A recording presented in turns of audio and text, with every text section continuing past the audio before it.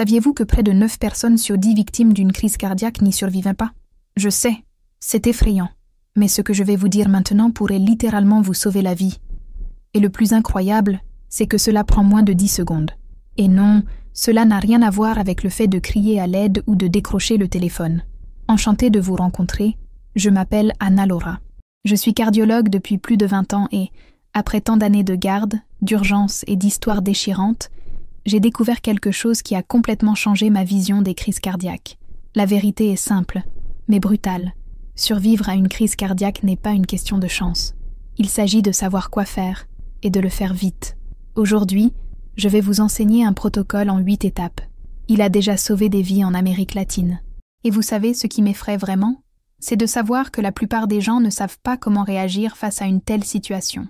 Chaque jour, des personnes âgées comme vous ou un membre de votre famille font une crise cardiaque en faisant des choses simples. Préparer le petit déjeuner, lire le journal, regarder la télévision. Les symptômes se dissimulent sous des maux d'estomac. Et que font-ils? Ils attendent. Ils pensent que ça va passer. Et lorsqu'ils réalisent que ce n'est pas juste un inconfort, il est souvent trop tard. Une étude récente de l'American Heart Association a révélé un fait inquiétant. Les personnes âgées vivant seules ont 30% plus de risque de mourir d'une première crise cardiaque que celles vivant avec quelqu'un. Savez-vous pourquoi? Parce que l'isolement retarde la reconnaissance des signes et rend difficile une réaction immédiate. C'est comme un piège silencieux et dangereux. Mais cela ne doit pas être votre destin. Si vous êtes ici en ce moment, en train de lire ceci, sachez que vous pouvez faire les choses différemment. Vous pouvez vous préparer. Vous pouvez agir au bon moment. Mais avant de continuer, commentez ci-dessous depuis votre écran. Je lis tout attentivement, et cela m'aide à comprendre d'où vient ce message. Oh, et n'oubliez pas de vous abonner et d'activer la cloche. Cette information pourrait faire la différence entre la vie et la mort. Et j'ai besoin de savoir que vous me soutenez dans cette mission. Maintenant, laissez-moi vous raconter une histoire qui ne m'a jamais quittée. C'était une aube froide à Quito, en Équateur. Il était 3h18, un mardi ordinaire. Manuel Rios, un homme de 78 ans, vivait seul depuis son veuvage 5 ans plus tôt. Installé dans un simple appartement du centre-ville, il menait une vie tranquille et indépendante. Il faisait les courses, cuisinait et s'occupait de tout avec dignité et silence. Cette nuit-là, Manuel se réveilla avec une étrange sensation dans la poitrine. Il la décrivit comme si on lui avait posé un bloc de ciment sur le dos. Ce n'était pas vraiment une douleur, mais une pression forte et effrayante. La plupart des gens auraient pensé à une simple indigestion. Il se serait rendormi, il aurait attendu que ça passe. Mais Manuel ne l'a pas fait, et ce n'était pas parce qu'il était plus résilient ou qu'il avait eu de la chance. C'était parce qu'il était préparé. 6 mois plus tôt, il avait assisté à l'une de mes conférences sur la santé cardiaque. Il avait tout noté. Il avait pratiqué les étapes. Il prenait cela au sérieux. Et ce matin-là, alors que sa vie dépendait de sa rapidité d'action, il savait exactement quoi faire. Au lieu de paniquer, Manuel est resté calme. Il a suivi le protocole à la lettre. Et lorsque les ambulanciers sont arrivés 14 minutes plus tard, il était toujours conscient, stable et, surtout, dans la bonne position pour augmenter ses chances de survie. Oui, il a eu une véritable crise cardiaque. Les examens ont révélé une grave obstruction de ses artères, mais son muscle cardiaque a été à peine endommagé. Tout cela parce qu'il a réagi vite, parce qu'il savait quoi faire. Cette histoire m'a profondément marquée. Elle montre que la bonne connaissance, au bon moment, peut faire toute la différence. Et maintenant, c'est votre tour. Voulez-vous connaître ce protocole? Voulez-vous être prêt si cela vous arrive, à vous ou à un proche? Alors restez avec moi. Promis, ce qui suit pourrait bien être l'information la plus importante que vous entendrez aujourd'hui. Les médecins de l'hôpital métropolitain ont été directs avec lui, sans réserve. Monsieur Rios, c'est votre réaction rapide qui vous a sauvé la vie. Si vous aviez attendu quelques minutes de plus, vous ne seriez même pas arrivé jusqu'ici. Cette phrase m'est restée en mémoire. Mais avant de vous montrer le guide étape par étape, qui peut vous sauver comme il a sauvé Manuel, il y a quelque chose d'important que vous devez comprendre, et cela changera peut-être tout ce que vous pensez des crises cardiaques. La vérité, c'est que la télévision vous a trompé. Oubliez le drame des films, où la personne se tient la poitrine et s'effondre au sol. Dans la réalité, une crise cardiaque est bien plus insidieuse. Elle ne se manifeste pas en hurlant. Elle murmure. Elle trompe. Elle se déguise. En plus de 40 ans de suivi, j'ai appris que les crises cardiaques sont expertes dans l'art de se dissimuler. Elles se manifestent par des malaises banals, souvent chez soi, détendu, seul, sans se douter qu'un événement grave se prépare. La médecine appelle cela une présentation atypique, mais chez les personnes âgées, c'est plus fréquent qu'on ne le pense. L'attaque qui a failli coûter la vie à Manuel, par exemple, a commencé par ce qu'il a décrit comme une pression inconfortable, comme si un poids pesait sur sa poitrine. Puis est venu un léger picotement, presque imperceptible, dans son bras gauche, comme s'il s'était endormi. Et enfin, une étrange douleur à la mâchoire, qu'il a prise pour du bruxisme. Mais rien de tout cela n'était anodin. C'était son cœur qui implorait de l'aide. Chacun de ces signaux était un cri silencieux du muscle cardiaque, déjà en manque d'oxygène. Et à chaque minute ignorée, un morceau de son cœur mourait. C'est pourquoi on dit en médecine, le temps c'est du muscle et c'est littéral. Maintenant, je veux vous montrer les 5 principales alertesques le corps émet avant une crise cardiaque. Si vous reconnaissez l'un de ces symptômes chez vous ou chez un proche, prenez-le au sérieux. 5. Fatigue inhabituelle. Vous connaissez ce genre d'épuisement qui surgit de nulle part, même sans effort, comme si un mur invisible vous frappait? Ce type de fatigue est l'un des signes les plus ignorés, surtout par les femmes, et est souvent confondu avec le stress, l'anxiété ou simplement le vieillissement. En réalité, c'est un avertissement. Votre cœur a peut-être du mal à pomper suffisamment de sang dans tout votre corps. 4. Pression étrange dans la poitrine. Ce n'est pas exactement une douleur, mais ce n'est pas non plus une simple gêne. C'est comme si quelqu'un vous serrait la poitrine lentement mais sûrement. C'est comme un poids sur la poitrine qui ne disparaît pas, que ce soit au repos, en changeant de position, ou même avec des antiacides. Cela se produit parce que vos artères se rétrécissent, empêchant le sang d'atteindre correctement votre cœur. 3. Propagation de la douleur. Beaucoup de gens pensent que la douleur d'une crise cardiaque se limite à la poitrine, mais c'est un mythe. La douleur peut irradier vers les bras, généralement le gauche mais parfois les deux, le dos, le cou, la mâchoire et même l'estomac. J'ai vu des patients qui juraient avoir des problèmes dentaires, mais le véritable problème était leur cœur. 2. Essoufflement et sueur froide. Vous allez bien, et soudain, vous avez l'impression d'être à bout de souffle. Vous commencez à halter, votre respiration devient superficielle et lourde. S'y ajoute une sueur froide et glaciale qui coule même dans la pièce fraîche. Ces 2 signes indiquent que le corps entre en état d'alerte, tentant de compenser la baisse d'efficacité du cœur. 1. Nausées, étourdissement et inconfort digestif. C'est l'un des tours les plus pervers du cœur. Il se déguise en problème d'estomac. Nausées soudaines, envie de vomir, vertige entraînant une sensation d'évanouissement. Tous ces symptômes peuvent être pris pour un virus ou une indigestion, mais peuvent en réalité être le signe d'une défaillance cardiaque. Ces symptômes n'apparaissent pas toujours tous simultanément. Parfois, un seul d'entre eux apparaît. Parfois, ils apparaissent en silencieusement. C'est pourquoi c'est si important. Ne sous-estimez aucun inconfort inhabituel, surtout si vous avez plus de 60 ans ou si vous avez des antécédents d'hypertension artérielle, de diabète ou d'hypercholestérolémie. Vous voulez savoir exactement ce que Manuel a fait lorsque ces signes sont apparus? Dans la section suivante, je vous raconterai ce qui s'est passé. Étape du protocole qui lui a sauvé la vie, et qui peut aussi sauver la vôtre. De nombreuses personnes âgées ont tendance à prendre un antiacide et à se coucher en pensant avoir mangé quelque chose qui ne leur convient pas. Le problème, c'est que cette attente peut coûter la vie. Saviez-vous que le cœur et le système digestif sont reliés par des nerfs? Par conséquent, ce qui ressemble souvent à un problème d'estomac peut être un signal silencieux du cœur qui appelle à l'aide. Maintenant, soyez attentifs à ce que je vais vous dire. Il n'est pas nécessaire de présenter les 5 symptômes mentionnés pour être en danger. Si vous remarquez 2, 3, voire un seul signe, et que vous présentez également des facteurs de risque comme l'hypertension, le diabète, un taux de cholestérol élevé, des antécédents de tabagisme ou des antécédents familiaux de maladies cardiaques, traitez-le comme une urgence. N'hésitez pas. Je préférerais de loin que vous appeliez les urgences en pensant à une simple indigestion plutôt que de rater une véritable crise cardiaque parce que ça semble normal. L'enjeu est trop important pour prendre ce risque. Maintenant, je veux partager avec vous le protocole en 8 étapes qui a littéralement sauvé la vie de Manuel.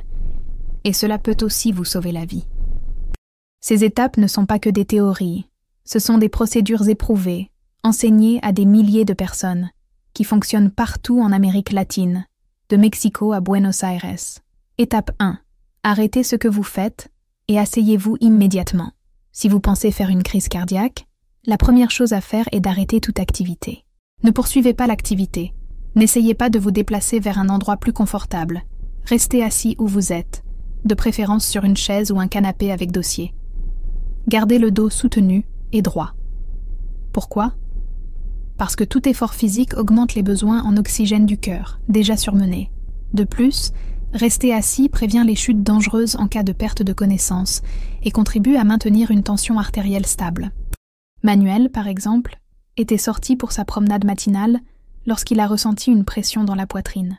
Au lieu de continuer, il s'est assis dans le fauteuil côté couloir. Ce simple geste lui a évité une chute et un arrêt cardiaque fatal. Étape 2. Mâchez une aspirine si vous en avez une. Si vous avez de l'aspirine chez vous, prenez un comprimé de 100 mg, mais ne l'avalez pas. Mâchez-le soigneusement jusqu'à obtenir une pâte. Cela accélère l'absorption du médicament par la muqueuse buccale et accélère son action. L'aspirine agit en bloquant les enzymes responsables de la formation des caillots sanguins. Lors d'une crise cardiaque, un caillot obstrue souvent l'artère qui transporte le sang vers le cœur. Mâcher de l'aspirine peut empêcher ce caillot de se développer, réduisant ainsi jusqu'à 40% les dommages aux muscles cardiaques. Je me souviens d'Elena Marquez, de San Pedro Sula. Un après-midi, alors qu'elle lisait, elle a ressenti une oppression thoracique et a suivi cette procédure. Les médecins ont confirmé que cette intervention rapide avait considérablement réduit les dommages à son cœur. Étape 3.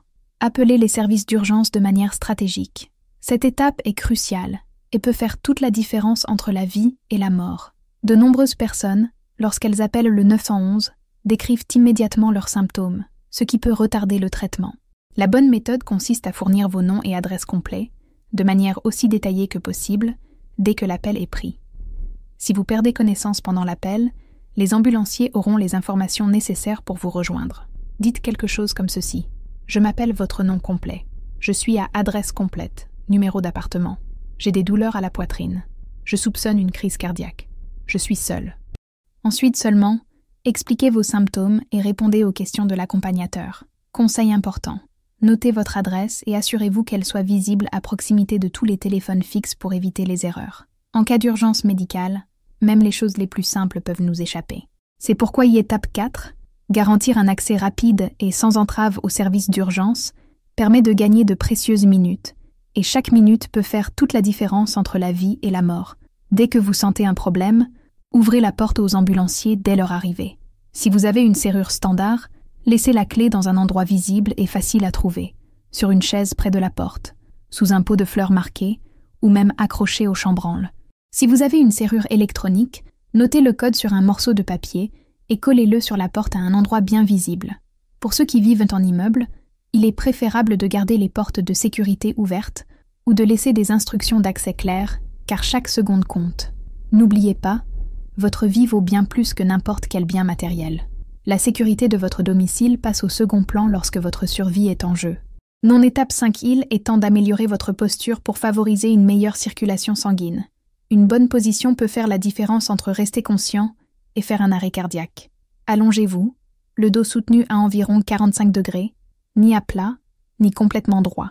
Cette position favorise le retour du sang vers le cœur sans surcharger les poumons, ce qui évite l'accumulation de liquide et facilite la respiration. Si possible, utilisez des oreillers pour soutenir votre dos et surélevez légèrement vos jambes, toujours avec un oreiller. Antonio Salinas, d'Arequipa, explique que cette position était essentielle pour le maintenir stable et conscient jusqu'à l'arrivée des secours. Les étapes 6 s'agit de communiquer, mais de la manière la plus intelligente possible. En temps de crise, chaque once d'énergie est précieuse.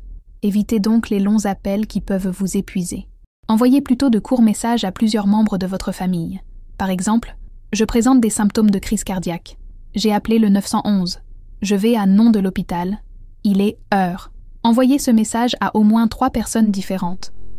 Ainsi, même si l'une d'elles ne peut pas répondre rapidement, une autre sera là pour organiser l'aide.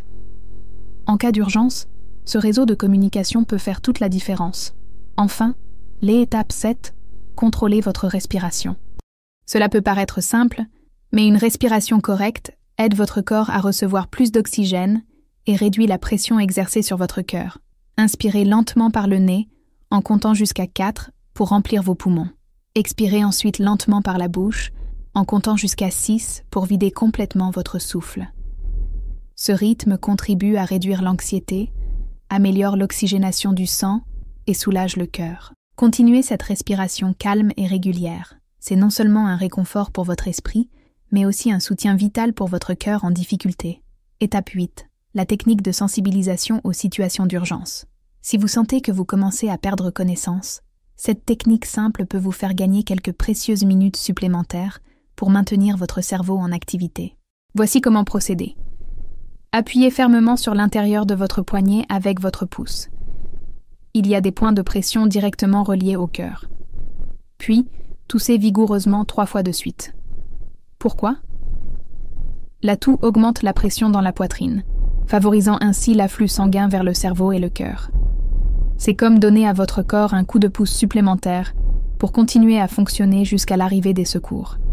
Important, cette technique ne remplace pas les soins médicaux, c'est simplement un moyen de gagner du temps. Ricardo Jiménez de Guadalajara a utilisé cette technique lors d'une crise d'épilepsie et les médecins ont confirmé qu'elle avait permis de stabiliser son état pendant son transfert à l'hôpital. Et ensuite, la science derrière la guérison. Comprendre les prochaines étapes peut vous aider à rester calme et concentré. À l'arrivée des ambulanciers, ils vérifieront immédiatement vos signes vitaux. Vous pourriez recevoir une perfusion, des médicaments pour dilater vos artères et des anticoagulants pour prévenir la formation de nouveaux caillots. L'objectif est de rétablir le flux sanguin vers le cœur le plus rapidement possible. Chaque minute compte pour sauver le muscle cardiaque et augmenter vos chances de guérison complète. À l'hôpital, vous subirez des examens tels qu'un électrocardiogramme, des analyses sanguines pour mesurer les enzymes cardiaques et, si nécessaire, un cathétérisme pour déboucher les artères. Grâce à la cardiologie moderne, les résultats se sont considérablement améliorés, à condition que le traitement soit administré à temps.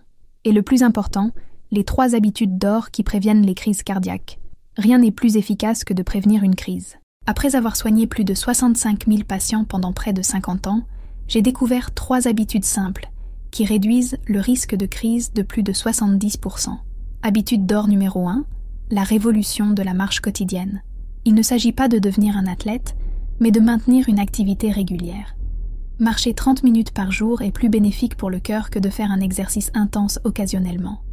La marche régulière augmente le volume sanguin pompé par le cœur à chaque battement, crée des vaisseaux sanguins de réserve et améliore la santé cardiovasculaire. Le cœur travaille ainsi mieux et avec moins d'efforts lors des tâches quotidiennes. Antonio Salinas, d'Arequipa, en est un parfait exemple. Depuis 25 ans, il ne manque pas une seule matinée de promenade à Central Park, qu'il pleuve ou qu'il fasse beau, qu'il soit en vacances ou non. Résultat, son cœur fonctionne comme celui d'une personne de 20 ans plus jeune, et il n'a pas besoin de médicaments pour le cœur. Si 30 minutes vous semblent longues au début, commencez doucement. Marchez 10 minutes par jour, voire même autour de la maison si le temps est capricieux. Le véritable secret n'est pas la distance parcourue ni la vitesse, mais plutôt la régularité quotidienne.